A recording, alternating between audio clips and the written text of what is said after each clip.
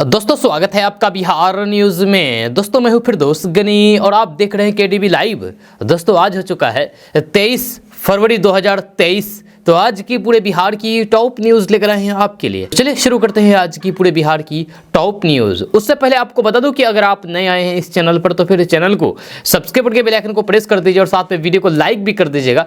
तो चलिए फिर शुरू करते हैं आज की पूरे बिहार की टॉप न्यूज़। दोस्तों आज बिहार न्यूज में सबसे पहले बात करेंगे कि बिहार में राजद के विधायक अपने नेता तेजस्वी यादव को जल्द मुख्यमंत्री बनाने का ऐलान कर रहे हैं, लेकिन खुद तेजस्वी यादव ने अलग ही बात कह दी है। तेजस्वी यादव ने कहा है कि नीतीश जी 2025 में ही नहीं बल्कि 2030 में भी मुख्यमंत्री बने रहेंगे। वे जितने दिन मुख्यमंत्री रहेंगे उनका अनुभव उतना बढ़ेगा, इसमें दिक्कत क्या है। दरअसल पत्रकारों ने उनसे सवाल पूछा था कि जदयू नेता केसी त्यागी कह रहे हैं कि बिहार में मुख्यमंत्री पद पर 2030 तक कोई वैकेंसी नहीं है, जब वही ललन सिंह कह रहे हैं कि 2025 में तेजस्वी का सीएम बनना तय नहीं है। इस सवाल के जवाब में तेजस्वी यादव ने कहा है कि नीतीश कुमार जितना दिन मुख्यमंत्री रहेंगे उतना उनका अनुभव बढ़ेगा। नीतीश जी में क्षमता है ही। तेजस्वी यादव ने अपने मुख्यमंत्री बनने के सवाल पर कहा कि कहीं कोई भी दिक्कत नहीं है, हमारा मेन मकसद है 2024 में भाजपा को भगाना।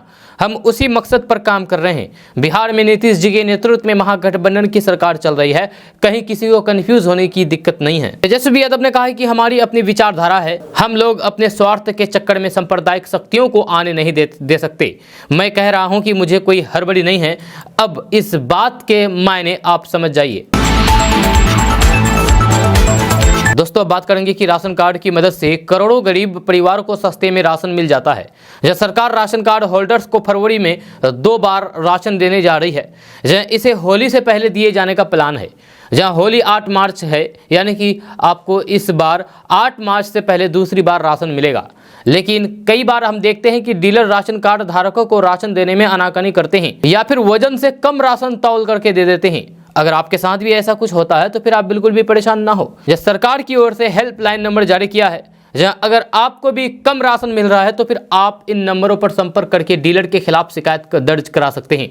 आपको बता दूं कि केंद्र सरकार की तरफ से देश भर में 80 करोड़ जरूरतमंद लोगों को फ्री में राशन दिया जाता है। अक्सर देखा गया है कि लोगों को तय वजन से कम राशन दिया जाता है। अब आप अपने डीलर के खिलाफ शिकायत कर सकते हैं। हम आपको एक नंबर बता रहे हैं, इस नंबर पर कॉल करके अपने डीलर के खिलाफ शिकायत कर सकते हैं अगर आपका डीलर आपको राशन कम देता है। और ये नंबर है 1800-3456-194। ये बिहार के लिए नंबर है। अगर आप बिहार के लिए रहने वाले हैं तो ही आप इसमें शिकायत कर सकते हैं अपने डीलर के खिलाफ। फिर से आपको नंबर बता रहे हैं 1800-3456-194। इस नंबर पर आप संपर्क करें। आपसे सवाल है कि क्या आपके भी डीलर आपको राशन कम देता है, हाँ या ना? नीचे कमेंट बॉक्स में कमेंट करके ज़रूर बताइए केडीवी लाइव को, ये आपसे सवाल है।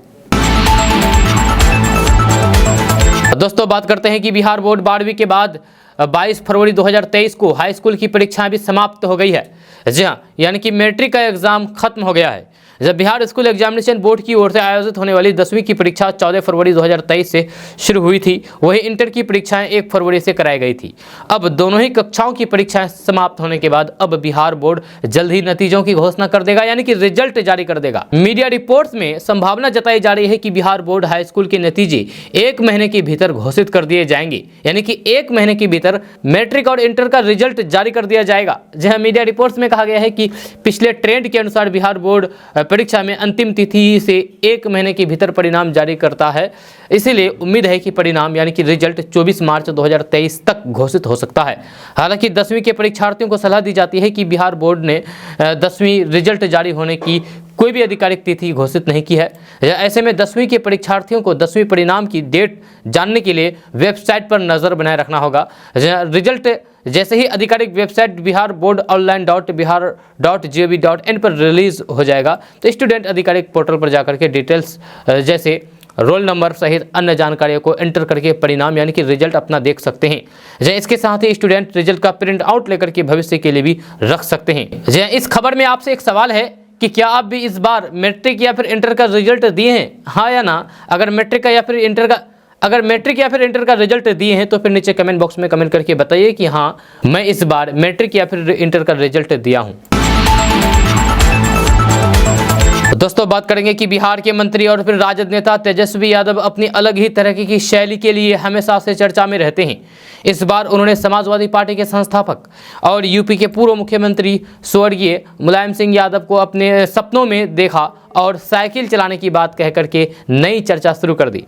जी हाँ, वे बुधवार को साइकिल से सचिवालय गए। तेज प्रताप यादव बिहार के पर्यावरण, वन और जलवायु बदलाव मंत्री है। उन्होंने बताया है कि सपने में उन्हें समाजवादी पार्टी के संस्थापक मुलायम सिंह यादव दिखाई पड़े और पर्यावरण बचाने के लिए साइकिल चलाने की उनसे प्रेरणा मिली। तेज प्रताप यादव ने कहा है कि मैंने सपने में देखा है कि वृंदावन जा रहा हूं और नेताजी मुलायम सिंह यादव को देखा। इसके बाद मैं सफाई गया। मैंने उनको बताया है कि मैं उनको और फिर उनका गांव देखना चाहता था। जहाँ हमने साइकिल चलाई, मैंने सचिवालय साइकिल से जाने का फैसला किया, पर्यावरण को बचाया और नेताजी के संदेश को फैलाया। दोस्तों, अब बात करेंगे कि किशनगंज जिला के दिगल बैंक प्रखंड के अंतर्गत सीमावर्ती इलाके में इन दिनों नेपाल के जंगल से आए हाथियों का झुंड तबाही मचा करके रखा है। जब मामला नेपाल के सीमावर्ती गांव करवा मनी का है, जहां नेपाल से आए हाथियों का झुंड मक्का की फसलों की खेती को रौंद करके बर्बाद कर दिया, तो फिर वहीं आसपास के कच्चे मकान को ध्वस्त करके गिरा दिया गया और टूटे घर के सभी सामान तहस नहस कर दिया। हाथियों के झुंड ने विधवा गरीब महिला के घर को तोड़ करके उसे बेघर कर दिया। घर में मां अपने 25 वर्षीय बेटे पर्वत राय और फिर अपनी 3 कुंवारी बेटियों को लेकर के रहती थी, जिसके आशियाना का हाथियों का झुंड ने उजाड़ दिया है, तोड़ दिया है। ऐसे में अब सारी उम्मीद जिला प्रशासन की तरफ से लगी हुई है कि बेघर हो चुके परिवार को छत मुहैया कराया जाए। ये किशनगंज जिला प्रशासन से अपील की जा रही है। दोस्तों, बात करते हैं कि बिहार के मोतिहारी से एक अजीबोगरीब मामला सामने आया है। 6 साल पहले एक महिला की हत्या में उसके ससुराल वालों को आरोपी बताया गया था, जिसके शव को गायब कर दिया गया था। महिला को मंगलवार को जिंदा अवस्था में 6 साल के बाद उसके अपने ननिहाल से बरामद किया गया है। घटना संग्रामपुर थाना क्षेत्र के मुरली गांव की है। महिला का नाम शिखा कुमारी है, जिसकी शादी संग्रामपुर थाना क्षेत्र के सोनापुर में नंद किशोर सहनी से हुई थी। अच्छा, उधर शादी के बाद महिला के मायके वालों ने संग्रामपुर थाना में उसके ससुराल वालों के ऊपर कुल 7 लोगों पर केस दर्ज कर दिया, जिसके FIR में बताया गया है कि मेरी बेटी की उसके ससुराल वालों ने दहेज के लिए हत्या करके सबको गायब कर दिया है। इस मामले में ससुराल वाले कानून के डर से भाग रहे और फिर न्यायालय में जाकर के बेल को लेकर के पुलिस की गिरफ्तारी से बच गए। हालांकि इस दौरान ससुराल वालों पर विपत्ति का पहाड़ टूट पड़ा। आपको बता दूं कि शिखा कुमारी की शादी कई साल पहले नंद किशोर सहनी से हुई थी। शादी के बाद महिला अपने पति के साथ दिल्ली रहती थी, जहाँ वहाँ वह मजदूरी का काम करता था। जहाँ इसी बीच उसकी मुलाकात राजस्थान के महेंद्र गुज्जर से हुई, जिसके बाद वे अपनी दूसरी शादी करके राजस्थान में चली गई। जहाँ वही दूसरी शादी के बाद उसे 2 बच्चे हुए, जो 4 साल और फिर 2 साल के हैं। उसके बाद महिला अपने घर वालों से मिलने अपने ननिहाल कोटुआ थाना के जागिरा गांव आई थी। इसी बीच पुलिस को गुप्त सूचना मिली है कि महिला अपने गांव आई है, अपने ननिहाल आई है। इसके बाद ये सारा भंडा खुल गया। जी हाँ, क्योंकि जिस महिला को मायके वालों ने दहेज प्रताड़ना को लेकर के मर्डर करने की शिकायत पुलिस से की थी, वही महिला जिंदा वापस अपने घर आई। उसके बाद पुलिस को जैसे ही ये खबर मिली तो फिर पुलिस हरकत में आया और मामले को उजागर कर दिया। दोस्तों, बात करते हैं कि बिहार के मुख्यमंत्री नीतीश कुमार ने मंगलवार को जदयू छोड़ने वाले उपेंद्र कुशवाहा पर निशाना साधा है और कहा है कि अच्छा हुआ है कि वे पार्टी से चले गए हैं। यहाँ मीडिया कर्मियों से बातचीत करते हुए उन्होंने कहा है कि जब उपेंद्र कुशवाहा 2021 में जदयू में आए तो उन्होंने हमें आश्वासन दिया है कि वे जीवन भर रहेंगे। जदयू के कई नेता पार्टी में उनको शामिल किए जाने से खुश नहीं थे, लेकिन मैंने उन्हें अनुमति दी। हाल ही में उन्होंने अलग तरह से व्यवहार करना शुरू कर दिया। मुझे नहीं पता है कि उनके साथ क्या हुआ है, वही बेहतर जानेंगे इसके बारे में। नीतीश कुमार ने कहा है कि वह आदमी अपनी मर्जी से आया था और दूर जाना उसका अपना फैसला है, जहां उसके कदमों से जदयू पर कोई भी असर नहीं पड़ेगा। दोस्तों, बात करते हैं कि गृह मंत्री अमित शाह 25 फरवरी को बिहार दौरे पर आएंगे। साथ ही लोरिया के शाहोजन मैदान में संबोधन करने के बाद वे नंदगढ़ जाएंगे। नंदगढ़ में वे बौद्ध स्तूप का दर्शन करेंगे। जहां भारतीय जनता पार्टी के बिहार प्रदेश अध्यक्ष डॉक्टर संजय जायसवाल ने मंगलवार को कहा कि देश के गृह मंत्री अमित शाह के स्वागत के लिए बिहार तैयार है। उन्होंने कहा कि मंगलवार को उनके पूर्व केंद्रीय मंत्री उपेंद्र कुशवाहा के साथ औपचारिक मुलाकात थी। उन्होंने कहा कि गृह मंत्री नंदगढ़ के बाद पटना में आयोजित स्वामी सहजानंद सरस्वती जयंती समारोह सह किसान मजदूर समागम में हिस्सा लेंगे। आपको बता दूं कि सहजानंद सरस्वती की पहचान बिहार में ही नहीं बल्कि पूरे देश में है। उन्होंने जीवन भर मजदूरों और किसानों के अधिकार की लड़ाई लड़ी है। उन्होंने कहा कि ये गर्व की बात है कि इस कार्यक्रम में माननीय गृह मंत्री अमित शाह भाग लेंगे। ये कार्यक्रम मील का पत्थर साबित होगा। दोस्तों बात करते हैं कि 25 फरवरी को पूर्णिया में महागठबंधन की महारैली है, जब प्रदेश अध्यक्ष जगदानंद सिंह ने कहा कि वे राजद सुप्रीमो लालू प्रसाद यादव से रैली को वर्चुअली संबोधन करने का अनुरोध करेंगे। जब पिछले दिसंबर में सिंगापुर में सफल किडनी ट्रांसप्लांट सर्जरी के बाद हाल ही में राजद सुप्रीमो लालू प्रसाद यादव भारत लौट आए थे। दिसंबर महीने में सिंगापुर में सफल किडनी ट्रांसप्लांट सर्जरी के बाद हाल ही में वे राजद सुप्रीमो लालू प्रसाद यादव भारत लौट आए हैं। मंगलवार को उन्होंने कहा कि लालू प्रसाद यादव के भाषण से पार्टी कार्यकर्ताओं का मनोबल बढ़ेगा। दोस्तों बात करते हैं कि अमर बलिदानी खुदीराम बोस और प्रफुल्ल चाकी की नाम से मुजफ्फरपुर का मान और सम्मान है। दोनों बलिदानियों का नाम मुजफ्फरपुर शहर से जुड़ने से शहरवासियों का सिर गर्व से ऊंचा रहता है, लेकिन बिजली विभाग ने दोनों का अपमान करने से गुरेज नहीं किया है और उनके नाम से 1,32,000 रुपये का बिजली बिल बकाया जारी कर दिया। भुगतान के लिए उनके नाम से नोटिस भी चपसा कर दिया। साथ ही बिल जमा नहीं करने पर लाइन काटने की चेतावनी भी दी गई। नोटिस के अनुसार 4 मार्च तक बिजली बिल जमा नहीं करने पर ये बढ़ करके 1,38,000 रुपये 351 रुपये की बात कही गई है। इसके अलावा डीएम कार्यालय के सामने स्थित भारत माता पार्क पर भी 16 लाख रुपये बिजली बिल बकाया है। दोनों जगहों पर विभाग के कर्मियों ने नोटिस चपसा किया है। अमर बलिदानियों के नाम से बिजली बिल भेजे जाने के बाद विभाग के पदाधिकारियों की कार्यप्रणाली पर लोगों ने सवाल उठाया है। यह उनका कहना है कि विद्युत अधिकारियों के पास कॉमन सेंस नहीं है क्या? विभाग ने अगर स्मारक स्थल की बिजली काटी तो फिर शहर ही नहीं बल्कि देश स्तर पर बड़ा बवाल खड़ा हो जाएगा।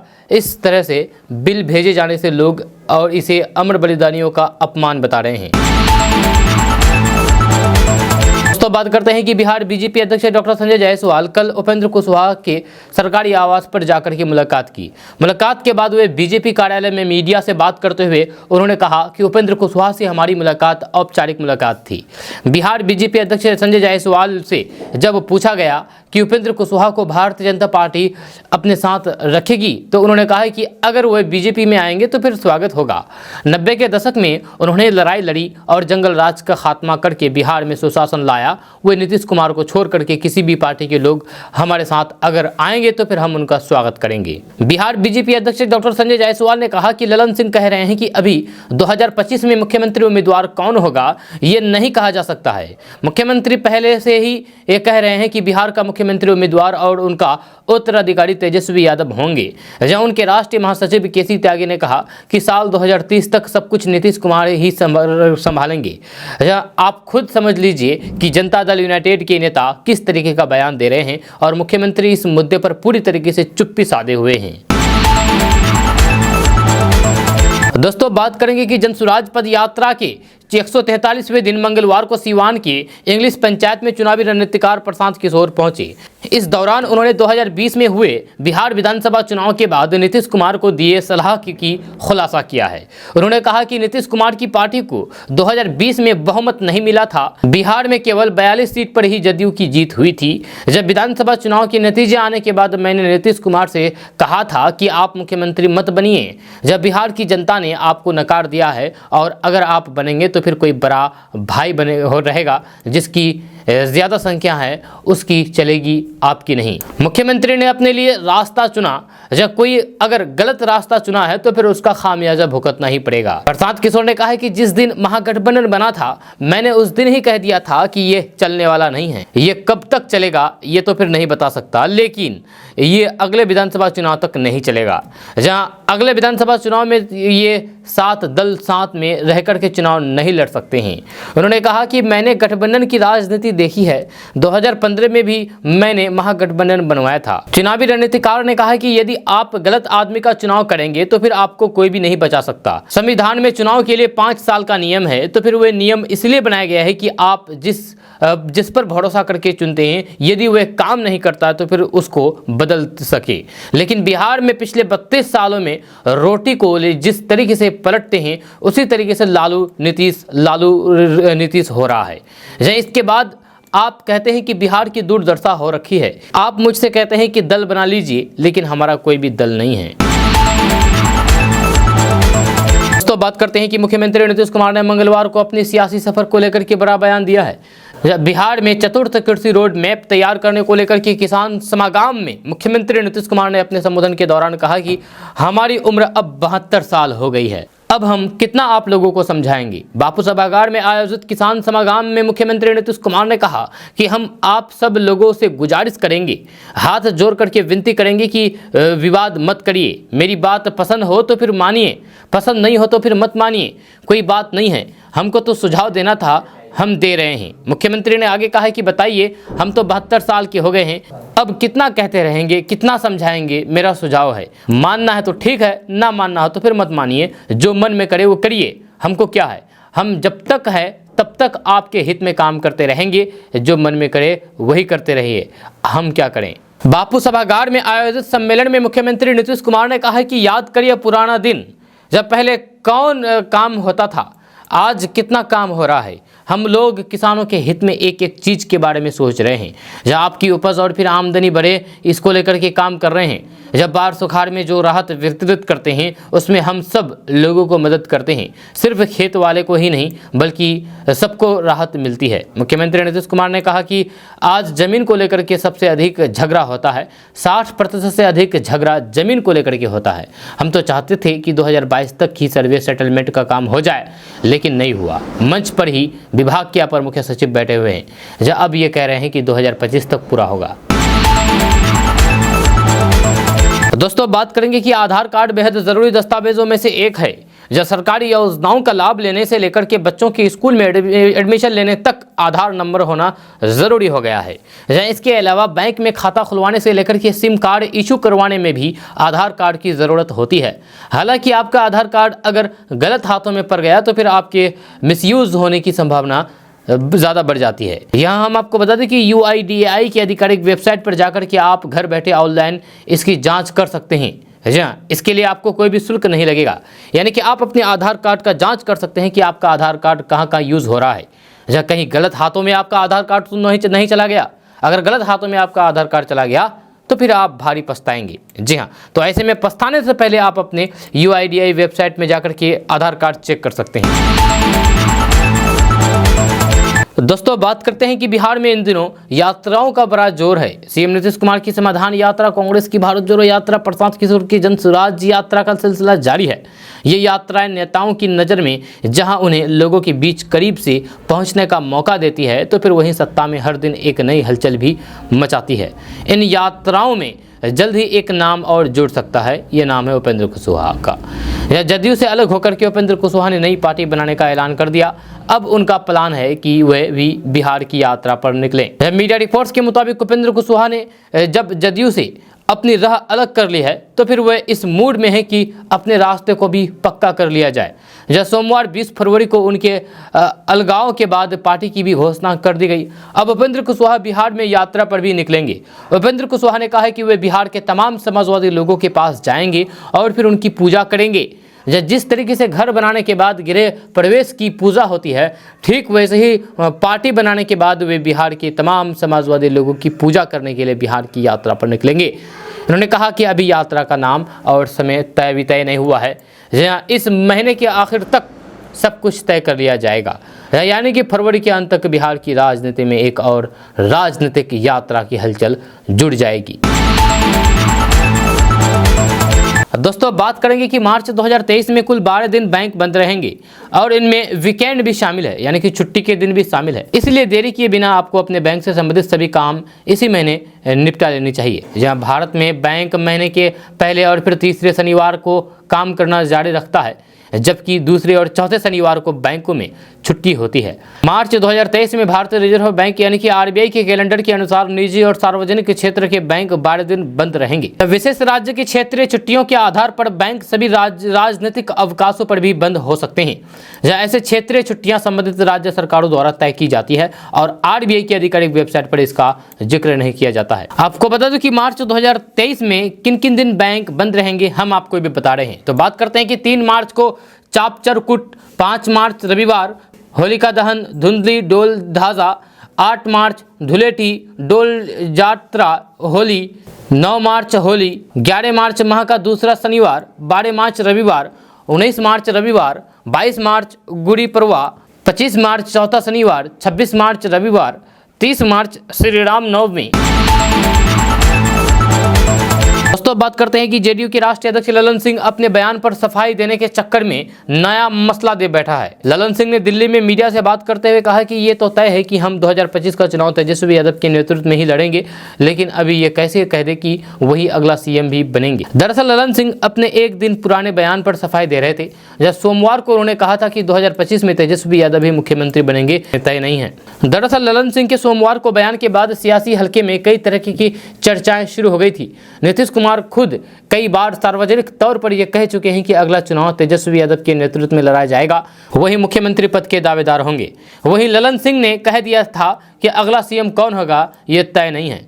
आज ललन सिंह ने मीडिया के सामने सफाई दी है, जब बताया है कि उनके और फिर नीतीश कुमार के बयान में कोई भी विरोधाभास नहीं है। ललन सिंह ने कहा है कि मीडिया ने मेरे बयान को गलत ढंग से पेश किया है। नीतीश जी ने कहा कि तेजस्वी यादव 2025 में महागठबंधन का नेतृत्व करेंगे।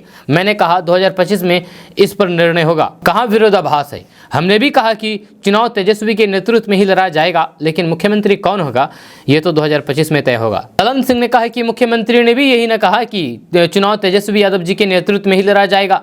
ये बात तो हम भी कह रहे हैं कि चुनाव उनके नेतृत्व में ही लड़ा जाएगा, लेकिन मुख्यमंत्री कौन होगा ये तो 2025 में न तय होगा। जब चुनाव हो जाएगा और फिर विधायक बैठेंगे तब मुख्यमंत्री कौन होगा ये तय किया जाएगा। लेकिन इसी क्रम में ललन सिंह फिर से बोले हैं कि 2025 में जब चुनाव होगा तब न तय होगा कि किसके नेतृत्व में चुनाव लड़ा जाएगा, जहाँ उस समय घोषणा होगी। अभी चुनाव है, जो घोषणा कर दें कि किसके नेतृत्व में चुनाव लड़ा जाएगा। नीतीश जी और फिर मेरे बयान में कहाँ विरोधाभास है? ये सब मीडिया का काम है, उनका एजेंडा है और उसी एजेंडे पर वे चल रहा है। दोस्तों बात करते हैं कि यूपी में काबा गाने से मशहूर हुई नेहा सिंह राठौड़ की मुश्किलें बढ़ती हुई नजर आ रही है। पुलिस ने नेहा सिंह राठौड़ को मंगलवार की शाम को एक नोटिस थमा दिया है, जहां इसके जरिए नेहा सिंह राठौड़ से 7 सवालों का जवाब मांगा है। जहां इस बात की जानकारी नेहा सिंह राठौड़ ने खुद ट्वीट करके दी है। दरअसल बिहार और यूपी सरकार पर सवाल उठा करके फेमस हुई सिंगर नेहा सिंह राठौड़ एक बार फिर से सुर्खियों में है। जहां इनको यूपी की पुलिस ने नोटिस दिया है। ये नोटिस उनके फेमस सॉन्ग यूपी में काबा 2 को लेकर के दी गई है। पुलिस ने इनसे 7 सवाल का जवाब मांगा है। पहला कि क्या वीडियो में आप खुद हैं या फिर नहीं। यदि वीडियो में आप खुद हैं तो फिर स्पष्ट करें हैं कि क्या वीडियो आपके द्वारा YouTube channel Neha Singh Rathore UP में काबा सीजन 2 शीर्षक से तथा ट्विटर अकाउंट नेहा सिंह राठौड़ पर अपनी स्वयं की ईमेल आईडी से अपलोड किया गया था या नहीं। तीसरा नंबर, क्या नेहा सिंह राठौड़ चैनल और फिर Twitter account Neha follow singer आपके हैं या नहीं।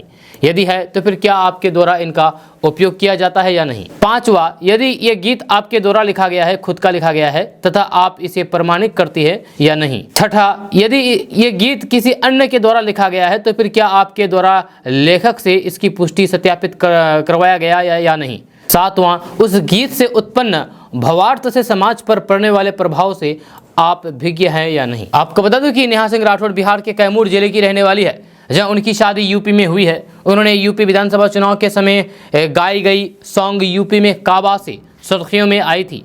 नेहा सिंह राठौड़ अक्सर अपने गानों को यूट्यूब और ट्विटर पर शेयर करती है।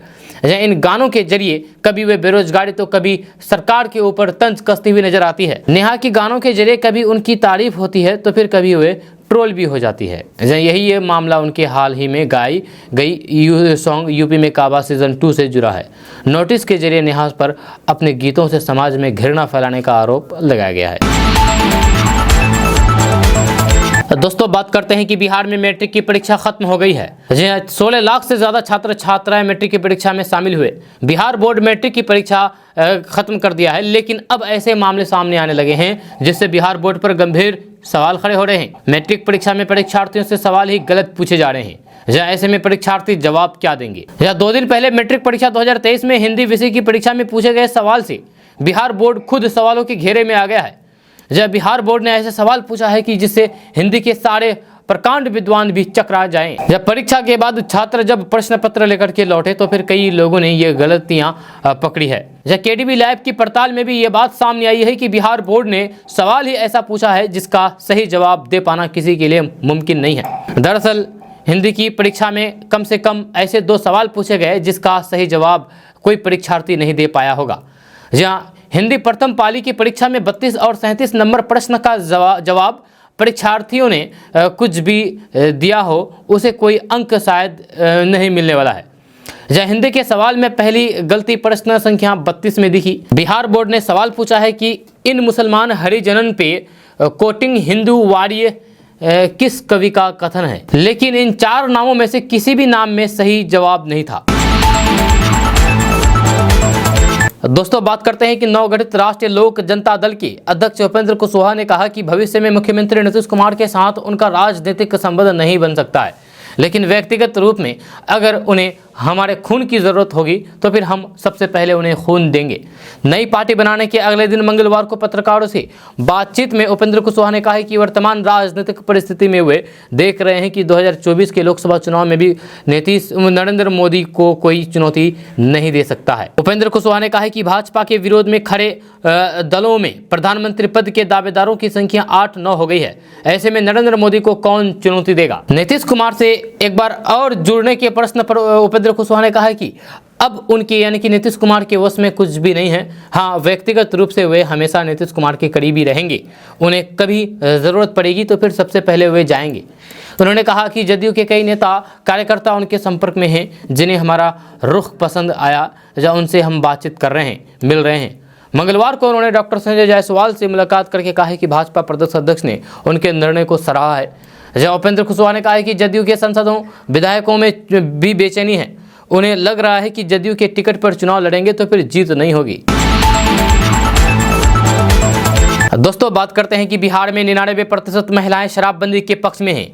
यही नहीं, 92% पुरुष भी शराबबंदी के साथ खड़ी है। चाणक्य लॉ विश्वविद्यालय और फिर जीविका के सर्वे में यह बड़ा खुलासा हुआ है। जब मद्य निषेध उत्पाद और निबंधन विभाग के तत्वाधान में हुए इस सर्वे में शराबबंदी के 7 सालों में इसके प्रभाव का पूरे प्रदेश में विस्तार से सर्वे किया गया है। यह साथ ही इसको लेकर के आम आदमी की प्रतिक्रिया भी रिकॉर्ड की गई है। यह सर्वे का नतीजा बता रहा है कि बिहार की आम लोगों ने शराबबंदी को न केवल सकारात्मक रूप से लिया है बल्कि इसका खुल करके समर्थन किया है। इस सर्वे का दायरा और विस्तारित किया गया था, जहां बीते साल केवल 4000 लोगों से बातचीत के आधार पर सैंपल सर्वे किया गया था। जहां इस साल 10,22,467 लोगों से बातचीत करके रिपोर्ट तैयार की गई है। यह सर्वेक्षण के लिए राज्य के यानी कि बिहार के सभी जिलों और फिर सभी प्रखंडों को आधार बनाया गया है। इसके लिए 1.15 लाख जीविका समूह में से 10,000 लोगों का चयन किया गया था। जहां इन लोगों ने 98% पंचायतों और फिर 90% गाँव में लोगों के बीच जाकर के सर्वे किया है। इस दौरान उन्होंने 7,968 पंचायतों में लगभग 33,000 गाँवों के लोगों से संपर्क किया है। सर्वेक्षण रिपोर्ट की सबसे अहम बात यह है कि पिछले 7 सालों में 1,82,00,000 लोगों ने शराब पीना छोड़ा। जब ये पहले शराब का सेवन करते थे, लेकिन शराबबंदी कानून के लागू होने के बाद उन्होंने शराब छोड़ दी। यही नहीं, सर्वेक्षण में ये बात भी सामने आई है कि जो लोग शराबबंदी के पहले शराब पीते थे उनमें से 96% लोगों ने बाद में शराब छोड़ दी है। ये अब शराब का सेवन नहीं करते हैं। दोस्तों बात करते हैं कि भाजपा सांसद सुशील कुमार मोदी ने कहा है कि केंद्रीय बजट का सर्वेक्षण लाभ बिहार को मिलेगा। जब केंद्र राशि के रूप में बिहार को 1,02,000 करोड़ मिलेंगे, जब विभिन्न योजनाओं के मद में 60,000 करोड़ एवं 13,000 करोड़ का ब्याज रहित ऋण के रूप में मिलना है। जब मंगलवार को भाजपा कार्यालय में बजट पर आयोजित कार्यशाला में उन्होंने कहा है कि प्रधानमंत्री नरेंद्र मोदी के नेतृत्व में केंद्र सरकार ने 10 लाख करोड़ की पूंजीगत व्यय का ऐतिहासिक प्रावधान किया है। इससे देश भर में विकास की गति तेज होगी एवं करोड़ों की संख्या में रोजगार के अवसर उपलब्ध होंगे। दोस्तों बात करते हैं कि देश में बेरोजगार एक बड़ी समस्या बन गई है। जब विपक्षी दल के नेताओं के साथ सरकार को घेरने के लिए ये प्रमुख मुद्दा रहा है। यह सरकार की ओर से युवाओं को रोजगार देने के लिए बड़ी चुनौती भी रही है। केंद्र सरकार की ओर से कई योजनाएं भी आज चलाई जा रही है। युवाओं को स्वरोजगार से जोड़ने के लिए सोशल मीडिया पर वैसे ही एक योजना की खबर तेजी से वायरल हो रही है, जिसमें दावा किया जा रहा है कि केंद्र की नरेंद्र मोदी सरकार देश भर के युवाओं को बेरोजगारी भत्ता के तौर पर 6,000 रुपये हर महीने देगी। तो आइए इस वायरल मैसेज की पड़ताल करते हैं और आखिर जानते हैं कि क्या ये मैसेज कितनी सच है या फिर गलत। वायरल मैसेज में दावा किया जा रहा है कि केंद्र सरकार ने नया फैसला लिया है। अब बेरोजगार युवाओं को 6,000 रुपये हर महीने जीवन यापन के लिए दिए जाएंगे। मैसेज में यह भी दावा किया जा रहा है कि प्रधानमंत्री बेरोजगार भत्ता योजना के लिए रजिस्ट्रेशन शुरू कर दिए गए हैं। इस योजना के तहत युवाओं को 6,000 रुपये हर महीने दिए जाएंगे। मैसेज के साथ रजिस्ट्रेशन के लिए एक लिंक भी दिया गया है, जिस पर अपने मोबाइल से ही रजिस्ट्रेशन करने की सलाह दी जा रही है। दोस्तों, बात करते हैं कि सोशल मीडिया पर प्रतिभा की कोई कमी नहीं है और कई लोगों ने अपने परफॉर्मेंस से लोगों का दिल जीत लेते हैं। या कुछ तो ऐसे हैं जो अपने हैरान कर देने वाले टैलेंट से पॉपुलैरिटी हासिल कर लेते हैं, जबकि कुछ ऐसे होते हैं जो लंबे समय से अपनी कोशिश जारी रखते हैं लेकिन सफलता हाथ नहीं लग पा रही है। जो सोशल मीडिया पर कब और कौन कैसे वायरल हो जाए, इसका किसी को अंदाजा नहीं है। हाल ही में एक बिहार के लड़के की आवाज़ ने देश भर के लोगों को अपना दीवाना बना लिया, जब बिहारी लड़के ने सुबह सुबह ब्रश करते वक्त बॉलीवुड का एक ऐसा गाना गुनगुनाया जिसे सुनकर के यूजर्स बार बार देखना पसंद कर रहे हैं। जब बिहार के एक युवक ने अपनी भावपूर्ण आवाज़ से कई हस्तियों को अपना दीवाना बना लिया है। एक्ट्रेस ऋतु चंद्रा भी बिहारी लड़के से बेहद इम्प्रेस हो गई और उन्होंने उनसे संपर्क करके नंबर मांगा। ऋतु चंद्रा ने शख्स का वीडियो जारी करते हुए लिखा है कि कौन है ये शख्स, बेहद ही दिल छू लेने वाला, कृपया उनका संपर्क नंबर भेजें, धन्यवाद। आपको बता दूं कि इस नौजवान को रुख जिंदगी ने मोड़ लिया ऐसा गाना गाते हुए सुना जा सकता है। जब वह दिल दे दिया है गाने को गाना शुरू करता है तो फिर उसके पीछे आप कई बच्चों को खेत में खेलते हुए देख सकते हैं। जब वह अपने कैमरे को इधर उधर पैन कर रहा होता है तो फिर पीछे हरियाली देखी जा सकती है। यह क्लिप को सबसे पहले Twitter handle all about Bihar से शेयर किया गया था। वीडियो के कैप्शन में लिखा था कि बिहार के इस लड़के ने अपने पिच परफेक्ट नोट से दिल जीत लिया है। क्या सुरीली आवाज़ है। दोस्तों, बात करेंगे कि संसद के बजट सत्र के दौरान इस साल मिलने वाले संसद रत्न अवार्ड 2023 के लिए दावेदारों के नाम जारी कर दिए हैं। यह 13 सांसदों को नॉमिनेट किया गया है। इन 13 सांसदों में 8 लोकसभा और 5 राज्यसभा के सदस्य हैं, जिसमें एक नाम राजद के राज्यसभा सदस्य सांसद मनोज झा का भी है। यह केंद्रीय मंत्री अर्जुन राम मेघवाल की अध्यक्षता और फिर पूर्व मुख्य चुनाव आयुक्त एस कृष्णामूर्ति की सह अध्यक्षता में प्रतिष्ठित सांसदों और फिर नागरिक समाज की जूरी ने सांसदों को नामित किया है। जूरी ने विशेष पुरस्कार श्रेणी के तहत विभागीय रूप से संबंधित 2 अस्थायी समितियों और फिर एक प्रतिष्ठित नेता को भी नामित किया है। संसद रत्न अवार्ड के लिए कांग्रेस के अधीर रंजन चौधरी, भाजपा के विद्युत बरन महतो, डॉक्टर सुकांत मजुमदार, कांग्रेस के कुलदीप राय शर्मा, भाजपा के विजय कुमार गवनित, गोपाल शेट्टी, सुधीर गुप्ता और एनसीपी के डॉक्टर अमोल राम सिंह लोहे को 17वें लोकसभा में विभिन्न श्रेणियों के तहत उनके प्रदर्शन के लिए शामिल किया गया है। राज्यसभा में 2022 में बेहतर प्रदर्शन के लिए सीपीएम के सदस्य जॉन ब्रिट्स, राजद के मनोज झा और एनसीपी की फौजिया तहसीन अहमद खान को वर्तमान सदस्य श्रेणी के तहत नामित किया गया है। दोस्तों, बात करते हैं कि बिहार के डिप्टी सीएम तेजस्वी यादव को खेल काफ़ी पसंद है। यही वजह है कि वे कभी क्रिकेट खेलते नजर आते हैं तो फिर कभी बैडमिंटन, या कई बार तो फिट रहने के लिए वे कसरत भी करते हैं। यह खेलकूद और कसरत से संबंधित वीडियो को वे सोशल मीडिया पर शेयर भी करते हैं। बुधवार की सुबह तेजस्वी यादव ने एक बार फिर से बैडमिंटन खेलते हुए वीडियो अपने ट्विटर हैंडल पर शेयर किया है। इस वीडियो में बॉलीवुड एक्ट्रेस ऋतु चंद्रा भी साथ में दिख रही है, वह भी तेजस्वी के साथ बैडमिंटन खेल रही है। वीडियो को पोस्ट करते हुए तेजस्वी यादव ने बॉलीवुड एक्ट्रेस और बिहार की बेटी ऋतु चंद्रा की तारीफ भी की है। यह ट्वीट करके लिखा है कि बिहार की बेटी बहुमुखी प्रतिभा की धनी बॉलीवुड सिनेमा स्टार ऋतु चंद्रा जी ने साथ में बैडमिंटन खेला। यह जीवन में खेल के महत्व से को कम नहीं माना जा सकता है। यह खेल शारीरिक और मानसिक रूप से स्वस्थ रखने के साथ साथ हमारा व्यक्तिगत और फिर चरित्र निर्माण और नेतृत्व क्षमता और टीम भावना विकसित करता है। तेजस्वी यादव पहले भी बैडमिंटन खेलते हुए वीडियो शेयर कर चुके हैं। खेल कूद उन्हें काफ़ी पसंद है। बैडमिंटन खेल के वीडियो को ट्वीट करने के साथ ही उन्होंने खेल के महत्व का भी जिक्र किया है। डिप्टी सीएम तेजस्वी यादव ने कहा कि जीवन में खेल के महत्व को कम नहीं माना जा सकता है। ये शारीरिक और मानसिक रूप से स्वस्थ रखता है। दोस्तों, बात करते हैं कि बिहार में आए दिन अधिकारियों के नए कारनामे का खुलासा होते रहता है। इस बार जिस अधिकारियों के काले कारनामे का खुलासा हुआ है वह बिहार के मुजफ्फरपुर जिले में सरैया प्रखंड के सीओ नारायण बैठा है। इनके ऊपर जमीन के दाखिल खारिज के बदले 19,000 रुपये की रिश्वत की मांग करने का आरोप है। दरअसल इन दिनों सोशल मीडिया पर एक वीडियो तेजी से वायरल हो रहा है। इस वायरल वीडियो में एक शख्स जमीन के विवाद होने के कारण पैसा देने की बात कह रहे हैं। बातचीत करने के दौरान ही वे एक व्यक्ति को बुलाते हैं और उसी को पैसे देने के लिए कहते हैं। इसके बाद वीडियो में व्यक्ति उस शख्स के हाथ में 1900 रुपये देते हुए दिखाई देते हैं। ये शख्स जो भी दिख रहा है वह मुजफ्फरपुर जिले में सरैया प्रखंड के सीओ नारायण बैठा बताया जा रहे हैं।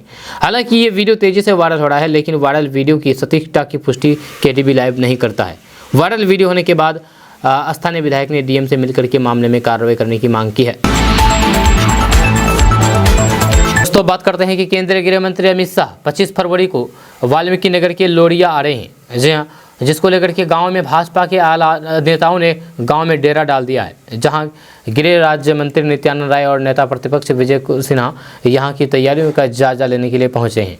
जहां आज पश्चिमी चंपारण के सिरियासी गांव पहुंचे विजय सिन्हा ने लोगों को गृह मंत्री की सभा में आने का आमंत्रण दिया है। इस दौरान उन्होंने कहा कि भाजपा के सभी बड़े और फिर छोटे नेता कार्यकर्ताओं से गांव-गांव घूम करके मिल रहे हैं और उन्हें आमंत्रित कर रहे हैं। ग्रामीणों को संबोधित करते हुए उन्होंने कहा कि जेपी के नाम पर पहला पेंशन लेने वाला व्यक्ति लालू यादव और नीतीश कुमार है। जेपी के सपनों को ये लोग कुचल दिया है। यह क्या इन्हें अधिकार है कि जेपी सेनानी का पेंशन लेने का? इन लोगों से पेंशन की सभी राशि की वसूली होनी चाहिए। ये लोग जेपी के आंदोलन में शामिल लोगों का अपमान कर रहे हैं, जिन्होंने अपनी जवानी उस आंदोलन के लिए कुर्बान कर दी। उन्होंने कहा कि लोकनायक जयप्रकाश नारायण तानाशाही प्रवृत्ति, कांग्रेस, परिवारवाद और हिटलर शाह के विरुद्ध लड़ाई लड़ी थी। नीतीश कुमार लालू के जंगल राज के विरुद्ध लड़ाई लड़कर के बिहार के मुख्यमंत्री बने और आज वे नीतीश कुमार उर्फ कुर्सी कुमार उसी के साथ तालमेल करके सरकार बना करके फिर से जंगल राज कायम कर रहे हैं, या बिहार को फिर से उसी के जंगल राज में ढकेलने का काम कर रहे हैं। नीतीश कुमार ये भूल गए हैं कि वही तेजस्वी यादव है जिन्होंने कभी उनको बेशर्म कुर्सी कुमार, पलटू राम और ना जाने क्या क्या कह करके पुकारा है, लेकिन कुर्सी के लिए उन्होंने जनता के साथ धोखा दे करके दे दिया और उन लोगों के साथ जाकर के मिल गए। दोस्तों आज का न्यूज़ बस यहाँ तक। कैसा लगा नीचे कमेंट बॉक्स में कमेंट करके जरूर बताइएगा। अगर आप नए आए हैं इस चैनल पर तो फिर चैनल को सब्सक्राइब करके बेल आइकन को प्रेस कर दीजिए, साथ ही वीडियो को लाइक कर दीजिए। अगर आप इस वीडियो को हमारे फेसबुक पेज पर देख रहे हैं तो पेज को फॉलो कर दीजिए और अपने दोस्तों के साथ शेयर भी कीजिए। तो चलिए मिलते हैं फिर नेक्स्ट वीडियो के साथ, तब तक के लिए जय हिंद, जय बिहार।